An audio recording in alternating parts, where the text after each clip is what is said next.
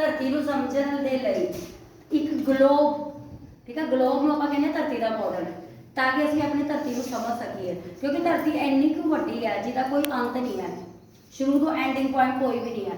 ਸੋ ਉਸ ਧਰਤੀ ਨੂੰ ਸਮਝਣ ਦੇ ਲਈ ਅਸੀਂ ਇੱਕ ਗਲੋਬ ਬਣਾਇਆ। ਹੁਣ ਉਸ ਤੋਂ ਸਭ ਤੋਂ ਪਹਿਲਾਂ ਅਸੀਂ ਧਰਤੀ ਦੀ ਸ਼ੇਪ ਬਣਾ ਲਈ, ਗਲੋਬ ਤਿਆਰ ਕਰ ਲਿਆ। ਹੁਣ ਗਲੋਬ ਦੇ ਉੱਤੇ ਅੱਜ ਅਸੀਂ ਕਰਾਂਗੇ ਅਕਸ਼ਾਂਸ਼ ਰੇਖਾਵਾਂ। ਕਿਹੜੀਆਂ? ਅਕਸ਼ਾਂਸ਼ ਰੇਖਾਵਾਂ। ਇਹਨਾਂ ਨੂੰ ਆਪਾਂ ਵਿਸਥਾਰ ਵੀ ਕਹਿੰਦੇ ਆ। ਕੀ ਕਹਿੰਦੇ ਆ? ਵਿਸਥਾਰ। ਇਹ ਰੇਖਾਵਾਂ ਜਿਹੜੀਆਂ ਵੀ ਹੈ ਨਾ, ਇਹ ਕਲਪਿਤ ਹੈ। ਕਲਪਿਤ ਦਾ ਮਤਲਬ ਅਸੀਂ ਆਪ ਬਣਾਈਆਂ ਨੇ।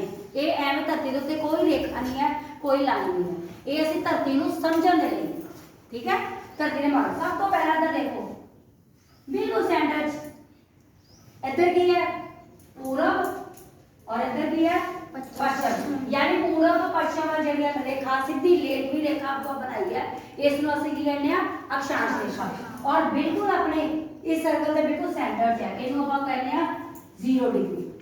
ये बोलते हैं 0 डिग्री, यानी असं एक कल्पित रेखा बना ली जिहड़ी धरती नूं 2 बराबर हिस्सों में, इस सर्कल नूं 2 बराबर हिस्सों में वंडता, ठीक है।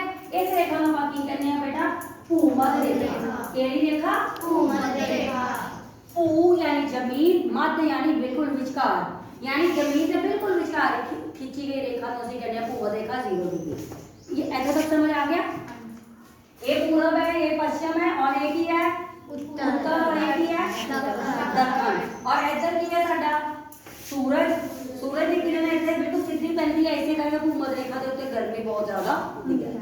ਹੁਣ ਅੱਗੇ ਆਪਾਂ ਇੱਕ ਲਾਈਨ ਖਿੱਚਾਂਗੇ ਅੱਗੇ, ਸੇਮ ਪੂਰਬ ਪੱਛਮ ਦੇ ਵੱਲ, ਔਰ ਇਹ ਕਿੰਨੇ ਐਂਗਲ ਤੇ? 23.5 ਡਿਗਰੀ। ਕਿੰਨੀ ਹੈ? 23.5। ਇਹਦਾ ਮਤਲਬ ਇਹ ਕੀ ਹੈ? ਉੱਤਰੀ ਅਰਧ ਗੋਲਾ, ਅੱਧੇ ਗੋਲੇ ਹੋ ਗਏ ਨਾ 2 ਬਰਾबर। ਇਹ ਵਾਲਾ ਗੋਲਾ ਕੀ ਹੈ? ਉੱਤਰ ਗੋਲਾ, यानी ਉੱਤਰੀ ਅਰਧ ਗੋਲਾ, ਔਰ ਇਹ ਕਿਹੜਾ ਹਿੱਸਾ ਹੈ?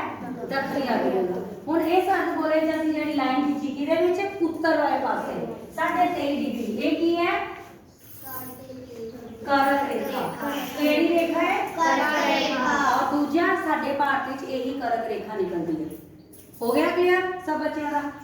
सेम आपा बराबर ओदे नीचे भी एक रेखा बनाई है 23.5 डिग्री दक्षिणी वाले पासे। ये केड़ी रेखा है? करक रेखा।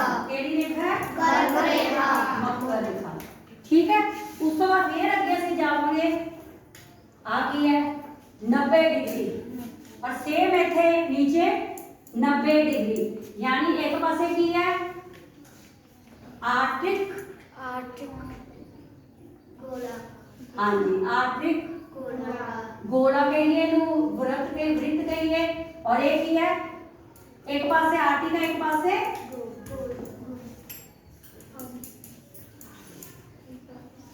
चक्कर कहो, गोला कहो, ठीक है। ਇਹਦਾ मतलब ਇੱਥੇ ਸੂਰਜ ਦੀ ਕਿਰਨ ਬਿਲਕੁਲ ਸਿੱਧੀ ਪੈ ਰਹੀ ਹੈ, ਇੱਥੇ ਤਿਰਛੀ ਪੈ ਰਹੀ ਹੈ, ਔਰ ਇੱਥੇ ਬਿਲਕੁਲ ਤਿਰਛੀਆਂ ਪੈ ਰਹੀਆਂ ਨੇ, ਯਾਨੀ ਇੱਧਰ ਕੀ ਹੈ? ਠੰਡ, ਬਰਫ਼ ਨਾਲ ਜੰਮਿਆ ਹੋਇਆ ਏਰੀਆ। ਇਹ ਹੈ ਸਾਡੀ ਧਰਤੀ ਦਾ ਗੋਲਾ। ਮਤਲਬ ਇੱਧਰਲੇ ਪਾਸੇ ਕੀ ਹੈ? ਉੱਪਰ ਪਾਸੇ ਜਾਂਦੇ ਜਾਓਗੇ ਰੇਖਾਵਾਂ ਜਿਹੜੀਆਂ ਨੇ ਕਿਹਦੇ ਪਾਸੇ ਜਾਂਦੀਆਂ ਗਈਆਂ? ਆਪਾਂ ਉੱਪਰ ਚੜਦੇ ਗਏ ਉੱਤਰ ਵਾਲੇ ਪਾਸੇ, ਉੱਤਰ ਅਰਧ ਗੋਲੇ ਵਾਲੇ ਪਾਸੇ, और नीचे दक्षिण वाले पासे। और आ ਜਿਹੜੀ ਬਿਲਕੁਲ ਮੱਧ ਵਾਲੀ ਰੇਖਾ ਇਹਨੂੰ ਕੀ ਬੋਲਦੇ ਆ?